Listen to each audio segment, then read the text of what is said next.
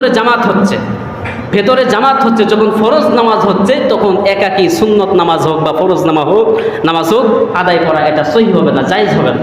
ভিতরে যখন জামাত হচ্ছে, আপনি যদি একাকী সুন্নত পড়েন অথবা নফল পড়েন অথবা আপনি একাকী ফরজ পড়েন, তাহলে এই নামাজ আপনার ধর্তব্য হবে না। কেন? যে জামাতের থেকে আপনার নামাজের মূল্য বেশি নয়। একাকী মুনফারিদ এবং জামাতের মূল্য সব থেকে বেশি। ইমাম যদি একজন ফাসেক হয়, আপনি জানেন ইমাম সাহেব মাত্রই সিগারেট খেয়ে মসজিদে আসছে। কি খেয়ে? সিগারেট খেয়ে মসজিদে আসছে। আপনি দেখেছেন যে ইমাম সাহেব বিড়ি খেয়েছে, সিগারেট খেয়েছে, তারপরেও আপনাকে এই ইমামের পেছনে ইক্তেদা করতে হবে। জামাত বাদ দিয়ে আপনি যেতে পারবেন না।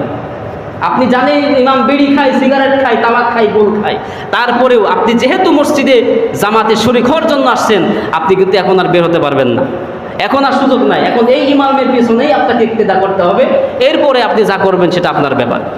তো এরকম ধরনের অনেক বিষয় আছে যেগুলি আমাদের জানার, অনেক কিছু জানি না, অনেক কিছু জেনেও আমরা সেগুলিকে মানি না, যার ফলে নামাজের পরিপূর্ণ এর হাকিকত আমরা আদায় করতে পারি না। আল্লাহ পাক আমাদেরকে এগুলি জানার এবং কার্যে পরিণত করার তৌফিক দান করুন। আমিন।